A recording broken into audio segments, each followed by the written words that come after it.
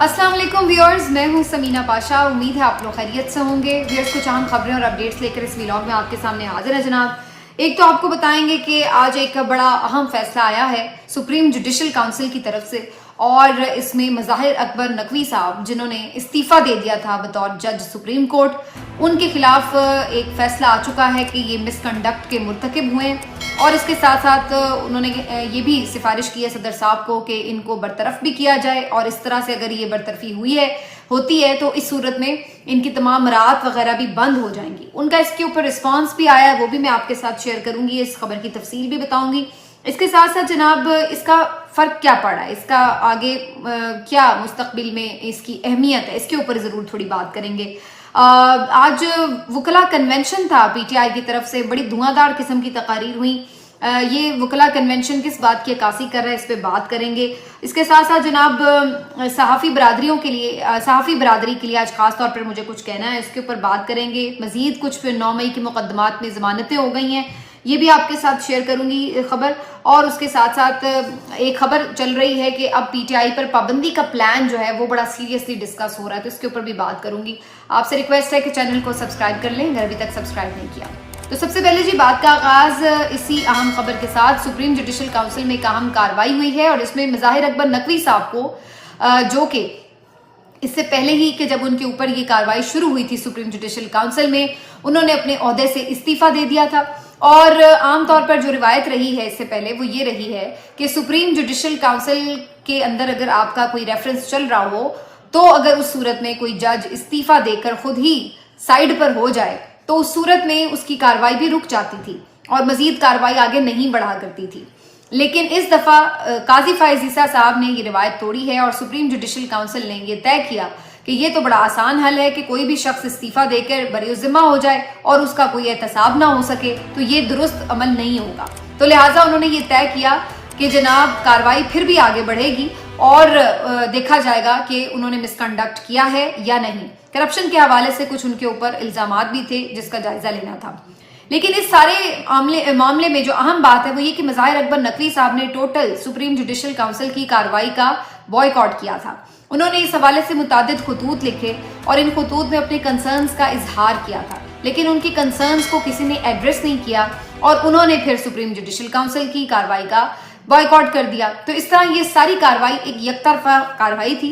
अलबत्ता इस कार्रवाई को आज समेटा गया और उसके बाद आज इसका जो फैसला है वो सामने आ चुका है। इस फैसले के तहत सुप्रीम जुडिशल काउंसिल ने यह करार दिया है कि मज़ाहिर अकबर नकवी साहब मिसकंडक्ट के मुर्तकिब करार पाए हैं, और उन्होंने सदर मुमलिकत को जो रेफरेंस है इन तजावीज़ के साथ वापस भेज दिया है कि उनको फौरी तौर पर बरतरफ किया जाए, जो कि वो ऑलरेडी बरतरफ हो चुके हैं। और जैसे ही अगर ये कार्रवाई उनके साथ अमल में आती है तो उस सूरत में उनकी तमाम जो पेंशन्स, मराहत और जो भी फैसिलिटी उनको साबिक सुप्रीम कोर्ट जज के हैसियत से मिलती थी, वो सब चीज़ें भी उनकी ख़त्म हो जाएंगी। तो ये एक काफ़ी सख्त फैसला है, और ये पहली दफ़ा ऐसा हुआ है पाकिस्तान की हिस्ट्री में कि सुप्रीम जुडिशल काउंसिल के तहत किसी जज को सज़ा सुनाई गई है। इससे पहले हम ये तो देखते हैं कि मुख्तलिफ जजेस के रेफरेंसेस गए लेकिन किसी को सज़ा नहीं हुई थी, लेकिन ये पहली दफ़ा ऐसा हुआ है कि मज़ाहिर अकबर नकवी साहब वो पहले जज हैं जिनको सुप्रीम जुडिशल काउंसिल में साथी जजों ने सज़ा भी सुना दी है। अब मज़ाहिर अकबर नकवी साहब ने इसके ऊपर एक रद्दअमल दिया है, और उनका रद्दअमल इस पर यह है कि एक तो ये एक यकतरफा कार्रवाई थी, दूसरा उन्होंने कहा कि ये कभी ऐसा नहीं होता कि कोई इस्तीफा दे दे और उसके बाद भी कार्रवाई को आगे बढ़ाया जाए। और उन्होंने कहा कि जो उनके तहफ़्फ़ुज़ात थे सुप्रीम जुडिशल काउंसिल की जो कार्रवाई थी उसके हवाले से, उनको उन्होंने मुतादिद खतूत लिखे। मेरा ख्याल है कोई 20-25 खतूत जो थे उनके लिखे गए थे उनकी जानिब से, लेकिन उनको किसी भी बात में उसको एड्रेस नहीं किया गया बकौल मज़ाहिर अकबर नकवी साहब के। तो इसलिए उन्होंने सोचा कि वो इस कार्रवाई का हिस्सा नहीं बनेंगे। तो वो ये सारी कार्रवाई और इसके फैसले को कानूनी नहीं मानते, और उनका ये कहना है कि उनके साथ ज्यादती हुई है। अब ये तो सारी स्टोरी सामने आ गई। अब मैं इसके ऊपर अगर आपको अपना एनालिसिस दूं तो पहली चीज तो ये कि मैं ये समझती हूँ कि मज़ाहिर अकबर नकवी साहब को इस्तीफा नहीं देना चाहिए था। अगर उनके पास सबूत मौजूद थे तो बेहतर होता कि वो रेफरेंस को फेस करते। इससे पहले चाहे इफ्तिखार मोहम्मद चौधरी साहब हों, चाहे खुद जस्टिस काजी फायज ईसा साहब हों, इन लोगों पे भी जब रेफरेंस आए तो इन लोगों ने इस्तीफे नहीं दिए, बल्कि जैसी भी कार्रवाई थी, चाहे उन्हें एतमाद था या नहीं था, उन्होंने उस कार्रवाई को फेस किया। तो मज़ाहिर अकबर नकवी साहब के लिए भी یہ زیادہ بہتر آپشن ہوتی اگر وہ اس کارروائی کو فیس کرتے، کیونکہ اس سے کمزوری کا تاثر گیا اور ایسا لگا کہ شاید ان کے اوپر الزامات درست ہیں یا شاید ان کے پاس اپنی صفائی میں ثبوت نہیں ہے، اس لیے انہوں نے اس کارروائی کو فیس نہیں کیا۔ تو میرے خیال سے جو پہلا کمزوری کا تاثر تھا وہ یہاں سے گیا۔ دوسری جو اس میں امپورٹنٹ بات ہے کہ میں اس فیصلے کو کسی حد تک تو درست سمجھتی ہوں کہ اگر کوئی جج استعفیٰ بھی دے دے تو جی اس کے خلاف کارروائی بھی ختم ہو جائے، تو اس کا مطلب تو یہ ہوا کہ بڑا آسان راستہ ججز کو فراہم کیا گیا ہے۔ تو اس حد تک تو یہ بات درست ہے، لیکن اس کے ساتھ ساتھ یہ بھی دیکھنا ہوگا کہ اس طریقے سے ہم نے ایک راستہ کھول دیا ہے، کیونکہ ہمارے ملک میں آئین اور قانون کا ایک صحیح کانسیپٹ ہے وہ تو ہے نہیں، آپ کو معلوم ہے۔ آئین اور قانون تو ہم نے صرف بازو مروڑنے کے لیے رکھے ہوئے ہیں، تو اس کے لیے آپ نے ایک راستہ کھول دیا کہ آئندہ کوئی بھی جج، کوئی بھی آزاد جج اگر بات نہیں مان رہا تو چلو جی اس کے خلاف ریفرنس بھیج دو، اور اگر وہ استعفیٰ دے کے سائیڈ پہ بھی ہونا چاہے تو تب بھی اس کی بخشش نہ ہو اور تب بھی آپ اس کو جو ہے رگڑا لگا سکیں۔ تو جس طرح کا ہمارا ملک ہے کہ جہاں پر آپ کو پتہ ہے کہ عدالتیں کتنی آزاد ہیں اور یہاں پر کس طرح انصاف کا قتل روز ہم اپنی آنکھوں سے دیکھ رہے ہیں، تو ایسی صورت میں اس طرح کی ایک مثال قائم ہونا ججز کے لیے، آئندہ سپریم کورٹ کے ججز کے لیے کافی ایک پرابلمٹک چیز رہے گی۔ بلکہ مجھے تو یہ بھی اندیشہ ہے کہ خود قاضی فائز عیسیٰ صاحب بھی اس کی زد میں آ سکتے ہیں۔ بہت سارے ان کے ایسے معاملات ہیں جس کے اوپر دوبارہ سے ریفرنس ہو سکتے ہیں، دوبارہ سے کارروائی ان کے خلاف انیشیٹ کی جا سکتی ہے۔ تو اس طرح سے انہوں نے خود ایک ایسی اگزامپل اب سیٹ کر دی ہے کہ جس میں ریٹائر ہو جانے والے ججز کو بھی کوئی معافی نہیں ہوگی۔ تو ایک تو یہ بھی چیز ہے۔ تیسرا میں یہ سمجھتی ہوں کہ یہ ریفرنس وغیرہ فائل کرنے سے اور اس سے جو آگے ہم اگر ایکسپیکٹ کریں کہ جی ججز جو ہیں وہ کسی بغیر دباؤ کے فیصلے کر سکیں گے، تو یہ معذرت کے ساتھ ایک میسج دے دیا گیا ہے کہ بھائی جو بات کوئی جج نہیں مانے گا اس کے ساتھ کچھ بھی ہو سکتا ہے۔ تو مجھے قانون پہ اعتراض نہیں ہے، لیکن قانون کے غلط استعمال کو ہم نے دیکھا ہے اور اس وجہ سے یہ خدشہ تو موجود اب رہے گا کہ آپ کو ایک باقاعدہ راستہ اب مل گیا ہے کہ آپ جب چاہیں جس جج کو، جو بھی جج اگر طاقتور حلقوں کی بات نہیں مان رہا تو اس کی بازو جو ہے وہ مروڑ دی جائے پیچھے سے، آرم ٹویسٹ کرنے کے لیے اس طرح کی چیزیں جو ہے وہ استعمال ہو سکتی ہیں۔ تو بہرحال جی لیٹس سی کہ ججز اپنے انسٹیٹیوشن کو کیسے سیف گارڈ کرتے ہیں اور اس کا وقار کیسے بحال رکھتے ہیں، لیکن اس کی امید ہمیں آج کل کے ماحول میں تو کوئی نظر نہیں آتی، ڈیسپریشن بہت زیادہ بڑھ گئی ہے۔ اس سلسلے میں وکلا کوئی کردار ادا کر سکتے ہیں، لیکن وکلا ہمیں نظر آتا ہے کہ اس طرح سے یونائٹڈ نہیں رہے۔ آج ایک وکلا کنونشن کا انعقاد کیا گیا تھا پاکستان تحریک انصاف کی طرف سے، اور اس وکلا کنونشن میں بہت دھواں دار قسم کی تقاریر ہوئی۔ میں آپ سے ریکویسٹ کروں گی کہ آپ سلمان اکرم راجہ صاحب کی تقریر ضرور سنیں۔ اس وکلا کنونشن میں لطیف کھوسا صاحب نے بڑا دبنگ خطاب کیا اس میں، اور اس کے ساتھ ساتھ علی محمد خان صاحب نے بھی بڑی سیدھی سیدھی آج باتیں کی ہیں۔ مجھے لگتا ہے علی محمد خان صاحب اپنے اوپر ہونے والی تنقید کے بعد خاصے کانشیس ہو گئے، تو اب وہ کافی کھل کھلا کے آج کل باتیں کرنا شروع ہو گئے ہیں۔ قصہ مختصر یہ کہ ایسا لگ رہا ہے کہ پاکستان تحریک انصاف اب اپنی جو احتجاجی تحریک ہے اس کو گیئر اپ کرنا چاہتی ہے، اس کے اندر ایک نئی روح ڈالنا چاہتی ہے، اور اس سلسلے میں 2-3 جو آنے والے دن ہیں وہ بڑے امپورٹنٹ ہیں۔ ایک تو جو اتوار کا احتجاج انہوں نے بڑا رکھا ہوا ہے یہ بہت امپورٹنٹ ہے۔ دوسرا پاکستان تحریک انصاف آپ کو معلوم ہے لاہور ہائی کورٹ بار کا الیکشن بھی جیت چکی ہے، لائرز ان کے اگر ایک، اور یہ جو بار ہے لاہور کی یہ سب سے بڑی بار ہے، تو اگر یہاں پر آپ کا ایک اثر و رسوخ بنتا ہے، کوئی موومنٹ چلتی ہے، تو اس حوالے سے ایک یقینی طور پر وہ اثر انداز ہو سکتی ہے پورے ماحول کے اوپر۔ تو یہ ایک ہمیں نظر آ رہا ہے۔ سلمان اکرم راجہ صاحب کی اگر آپ گفتگو سنیں تو وہ بڑے کلیئر ہے اپنی تھاٹس میں کہ جس انداز سے ان کے ساتھ سلوک کیا گیا 8 فروری کی رات، ان کی بیگم کے ساتھ کیا گیا، ان کے گریبانوں پہ ہاتھ ڈال کر ان کو یہاں سے نکالا گیا RO آفس سے، تو وہ بہت اس بات کے اوپر رنجیدہ بھی ہیں۔ وہ یہ سمجھتے ہیں کہ یہ صرف ان کے ساتھ سلوک نہیں تھا، یہ اس پورے ووٹر کے ساتھ سلوک تھا جس نے انہیں ووٹ کیا، اور ان کو کس طریقے سے ان کے رون دیا گیا خواہش کو، ان کے ووٹ کو۔ تو اس چیز کو وہ بہت سیریسلی لے رہے ہیں، اور وہ اس بات پہ بہت کلیئر ہے کہ اس معاملے کے اوپر کوئی خاموشی اختیار نہیں کی جائے گی، اور اس کو ایز اٹ از ایکسیپٹ نہیں کیا جا سکتا۔ اگر ایسا ہے تو پھر اس کا مطلب ہے آپ پاکستان میں دوبارہ الیکشن کروائیں ہی نہ، کوئی ضرورت ہی نہیں ہے۔ پھر آپ مجھے دے دیں، میں آپ کو فارم 45 اور 47 اس طرح کے بنا کے دے دوں جیسے آپ نے بنائے ہیں۔ تو جب آپ نے رسپیکٹ اور ریگارڈ ہی نہیں کرنا عوام کے ووٹ کا، تو پھر اس کے بعد یہ ڈھونگ رچانے کی ضرورت بھی کیا ہے؟ تو یہ بہت امپورٹنٹ تقریر تھی سلمان اکرم راجہ صاحب کی بھی، لطیف کھوسا صاحب نے بھی بڑی دبنگ تقریر کی۔ تو یہ آہستہ آہستہ ایسا لگ رہا ہے کہ یہ تھوڑا جس کو ٹیمپو کہتے ہیں، مومنٹم کہتے ہیں، وہ پکڑنے کی کوشش ہے۔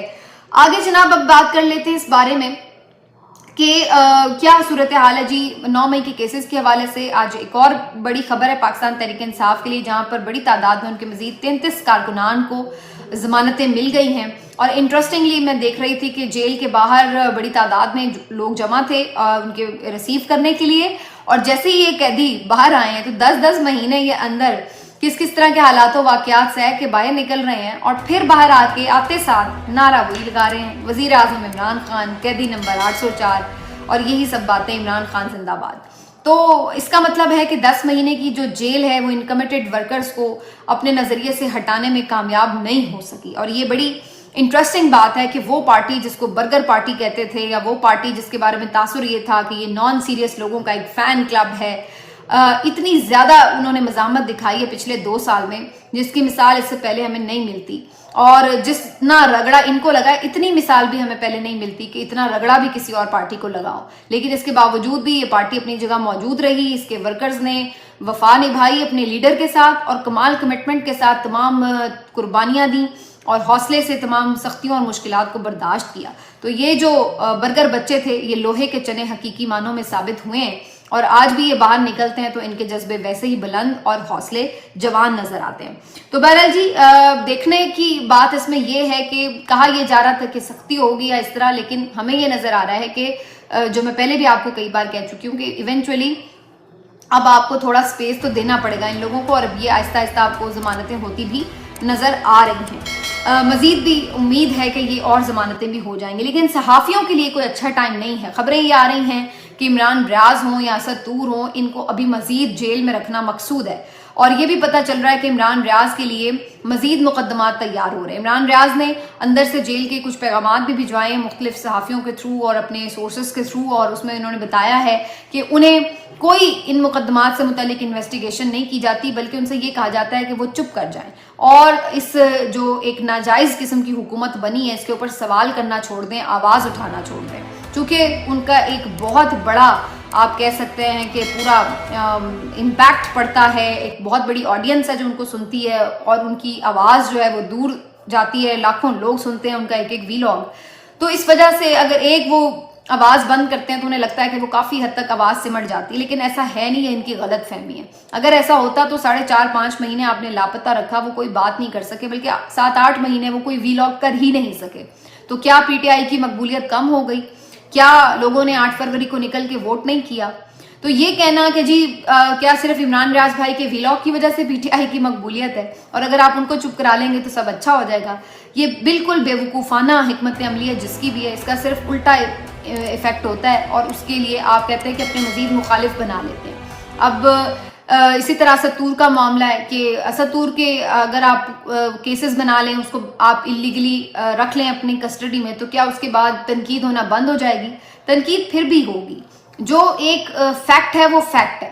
اگر اسد طور نہیں ہوگا تو کوئی اور ہوگا، عمران ریاض نہیں ہوگا تو کوئی اور ہوگا، لیکن بات تو ہوگی. یہ تو نہیں ہوگا کہ بات نہیں ہوگی.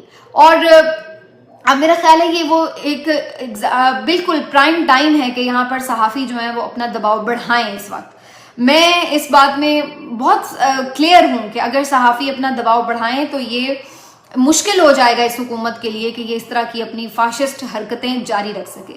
بہت طریقے ہو سکتے ہیں. ابھی آپ دیکھیے گا یہ وزیر اعظم بنے ہیں، اب انہوں نے صحافیوں کو زہرانوں پر، عشائیوں پر دعوتیں دینی ہیں، اور یہ دانت نکالتے ہوئے سینئر صحافی پہنچ جاتے ہیں وہاں جا کے مبارکبادیں دیتے ہیں. پتہ سارا ان کو اندر سے ہے، ہر سینئر صحافی کو اندر سے پتہ ہے کہ ہوا کیا ہے. پھر بھی یہ لوگ وہاں جائیں گے، جا کے دعوتیں بھی اڑائیں گے، جا کے مبارکبادیں بھی دیں گے. تو میرا صرف یہ آپ سے درخواست ہے کہ آپ ایسے موقع کے اوپر کہ جب آپ اگر واقعی دل سے سمجھتے ہیں، صرف کہنے کو نہیں ہے کہ آپ مذمت کر دیں، واقعی اگر آپ دل سے سمجھتے ہیں کہ زیادتی ہو رہی ہے، تو پھر یہاں پر آپ کا موقع بنتا ہے کہ آپ یہاں پر ایسے موقع کے اوپر احتجاج ریکارڈ کرائیں. مت جائیں آپ ایسے وزیر اعظم ہاؤس کے عشائیوں پر اور یہ میسج دیں کہ ہم آپ کی ایسی تقریبات کا بوائیکاٹ کرتے ہیں جب تک کہ آپ ہمارے صحافیوں کو آزاد نہیں کرتے، ان کے اوپر غیر قانونی مقدمات بنانے کا سلسلہ ختم نہیں کرتے. دیں آپ دھرنا وزیر اعظم ہاؤس کے اندر، لان کے اندر دیں. نہ جائیں آپ عشائیے میں، دھرنا دے کے بیٹھ جائیں کہ بھائی ختم کروائیں یہ مقدمات، یہ کیا بدتمیزی ہے. دیکھیں آپ کے کیسے پریشر نہیں بڑھتا. ہر روز شام 7 سے رات 11 بجے تک ٹاک شوز ہوتے ہیں. آپ بلاتے ہیں نون کے بھی لوگوں کو، پیپلز پارٹی کے بھی لوگوں کو، حکومتی عہدیداروں کو، جواب سوال ہوتے ہیں. سب سے پہلا سوال ہی آپ یہ رکھیں کہ کیوں آپ نے ان کو پکڑا ہوا ہے. جتنا آپ ان کے اوپر یہ بار بار سوال سامنے رکھیں گے یہ مجبور ہوں گے انہیں چھوڑنے کے لیے. لیکن اگر ہم اس کو ایسے ایکسیپٹ کر لیں کہ ہاں جی اب انہوں نے رکھنا ہی ہے, لمبا ہی اندر چلے گئے, تو اس کا مطلب ہم نے ایکسیپٹ کر لیا اور پھر یہی چیز تو وہ چاہتے ہیں. تو وہ پاگل ہیں صحافی جو آواز اٹھا رہے ہیں یا جو یہ ماننے کے لیے اگر تیار نہیں ہو رہے, اپنا حق سرنڈر نہیں کر رہے, وہ کس کے لیے ایسا کر رہے ہیں؟ آسان راستہ ہوتا ہے کہ آپ آرام سے بات مان لیں, آپ بھی جا کے دعوتیں اڑائیں. کیا ضرورت ہے کہ آپ سچ کو سچ کہیں, غلط کو غلط کہیں؟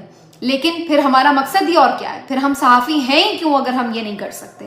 تو میں اپنی جو میری بساط ہے میں تو اس کے اوپر ضرور آواز اٹھاؤں گی, لیکن میں یہ سمجھتی ہوں کہ باقی جو سینئر صحافی ہیں ان کے اوپر زیادہ ذمہ داری اس بات پر عائد ہوتی ہے کہ صرف ایک کالم لکھ دینے سے یا کوئی ایک ٹویٹ کر دینے سے بات نہیں بنے گی. آپ کو یہ ایک اکٹھے ہو کر باقاعدہ ایک سخت پیغام دینا ہوگا, تو پھر ہی اس سلسلے میں کوئی بات آگے بڑھے گی. اس کے ساتھ ساتھ جی ہم خبر سن رہے ہیں کہ پی ٹی آئی کے اوپر پابندی لگانے کی پھر سے تیاری کی جا رہی ہے. یہ خبر ہم نے پہلے بھی سنی تھی الیکشن سے پہلے کہ شاید انہیں اسی طرح سے منع کیا جائے گا, لیکن اس وقت شاید اندازہ یہ تھا کہ نشان لے لینا ہی کافی ہوگا اور اس کے بعد پی ٹی آئی میں اتنی جان اور اتنی سکت رہے گی نہیں کہ کیمپین یہ کر نہیں سکیں گے, نشان ہم لے لیں گے تو یہ ویسے ہی خود ہی اپنی موت آپ مر جائیں گے. تو ان کا اندازہ یہ تھا. لیکن جب صورتحال بالکل بدل گئی اور 8 فروری کو ہم نے دیکھا کہ پی ٹی آئی نے تو ایک زبردست قسم کی فتح اپنے نام کر لی, تو ان کی شکست تو بنا دی گئی, لیکن اس کے باوجود بھی وہ بڑی تعداد میں اب اسمبلیوں میں بیٹھنے میں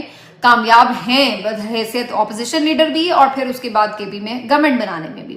تو ایسی صورت میں پھر سے یہ بازگشت ہو رہی ہے کہ جی ان کو اب پکا بندوبست کیا جائے اور اس طرح. اول تو میرے خیال سے اب اس کا وقت گزر چکا ہے, اب اس کا فائدہ کیا ہوگا؟ اگر آپ پی ٹی آئی کے اوپر بین لگا بھی دیں گے تو اسمبلیوں میں تو وہ پہنچ چکے ہیں, اور انٹرسٹنگلی وہ اسمبلیوں میں پاکستان تحریک انصاف کے نام سے ہیں بھی نہیں. اسمبلیوں میں تو اب وہ سنی اتحاد کونسل کے نام سے ہیں. تو اس کا فائدہ کیا ہوگا اگر آپ بین کر بھی دیں؟ تو ایک تو بھی یہ بات ہے.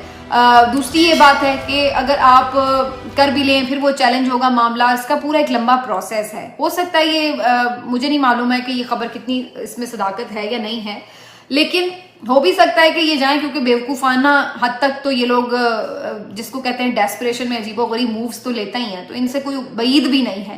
جو فارم 45 اس طرح کے بنا سکتے ہیں وہ کوئی بھی احمقانہ حرکت کر سکتے ہیں. تو اس لیے یہ بھی ہو سکتا ہے کہ یہ اس موقع پہ یہ کر بھی دیں, لیکن اس کا جینوینلی کوئی فائدہ نظر نہیں آتا سوائے اس کے کہ یہ مزید ایک انتقامی کارروائی کہلائے گی اور مزید یہ ایک عوام کے اندر سمپتی کریٹ کرے گی پاکستان تحریک انصاف کے لیے. باقی آپ اس کا نام پاکستان تحریک انصاف سے ہٹا کر کوئی بھی دنیا کا ABC نام رکھ دیں, عمران خان زندہ باد موومنٹ نام رکھ دیں, کچھ بھی نام رکھ دیں, تو پارٹی کا ووٹ وہی ہے, پارٹی وہی ہے جس کے اوپر عمران خان کا ہاتھ ہے. تو جب تک عمران خان کا ہاتھ جس بھی پارٹی کے اوپر ہو, سنی اتحاد کونسل ہے, وہ پاکستان تحریک انصاف ہے, یا اب اس کا کوئی تیسرا نام انہیں رکھنا پڑے تب بھی, تو کسی بھی صورت میں لوگوں کا ووٹ تو عمران خان کے لیے ہے, وہ پی ٹی آئی کو نہیں جانتے. P T I Imran Khan ہے اور عمران خان ہی پی ٹی آئی ہے ان کے لیے. یہ بات میں نے بہت پہلے کہہ دی تھی.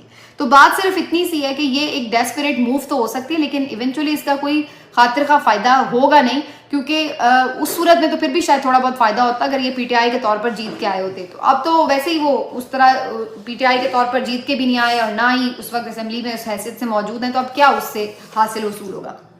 میرا نہیں خیال ہے کہ ویسے یہ ایسے کریں گے جب اس کا کوئی فائدہ نہیں ہے. لیکن یہ ایک انٹرسٹنگ چیز ہے کہ اب دیکھنا یہ ہے کہ پاکستان تحریک انصاف اب اوور آل کتنا بڑا ایک گرینڈ لائنس بنانے میں کامیاب ہوتی ہے, کیونکہ اس سلسلے میں اب یہ مختلف چھوٹی جماعتوں کو اپنے ساتھ ملا رہے ہیں 1 پوائنٹ ایجنڈا یعنی دھاندلی کے اوپر, اور اس سلسلے میں اب دیکھنا پڑے گا کہ یہ کتنا مؤثر احتجاج ہے. اور اس کا جو ٹیمپریچر ہے آپ صحیح طور پر سنڈے کو چیک کر سکیں گے, کیونکہ ادھر سے مریم نے بھی اعلان کر دیا ہے کہ جی آنی ہاتھوں سے نمٹیں گے, وہی جو ان کی دھمکی آمیز گفتگو ہوتی ہے. اور میں تو ان کے بارے میں بہت کلیئر ہوں, ہمیشہ ہی بہت غصے میں خاتون ہے یہ, اور ویسے ہی اپنے طور پر جو غصے میں شخص ہوتا ہے وہ ذہنی طور پر سٹیبل نہیں ہوتا. تو یہ ان سے مجھے امید بھی یہی ہے کہ یہ اسی قسم کی حرکتیں کریں گی جو اس سے پہلے بھی ہم نے دیکھا ہے کہ غیر قانونی گرفتاریاں ہوں گی اور اس ٹائپ کی مار پیٹ آپ کو نظر آئے گی سڑکوں پر, لیکن اس کا امپیکٹ الٹا انہی کی حکومت کی خراب کارکردگی کی صورت میں ہوگا, کیونکہ ظاہر اسٹیبلٹی نہیں ہوگی تو یہ سارا تنقید کا جو مرکز ہے وہ خود یہی ان کی حکومت بنتی چلی جائے گی. تو یہ بیوقوفی ہے لیکن یہ لوگ کریں گے. تو آپ دیکھیں سنڈے کو کافی امپورٹنٹ دن ہوگا, اس دن کافی حد تک آئیڈیا ہوگا کہ کتنا پاکستان تحریک انصاف کے کارکن کیا 2 سال کی جدوجہد میں تھک گئے ہیں یا دوبارہ سے ایک نئی جدوجہد کے لیے تیار کھڑے نظر آتے ہیں. ملتے ہیں آپ سے اگلے ویلاگ میں. اپنا خیال رکھیے. اللہ حافظ.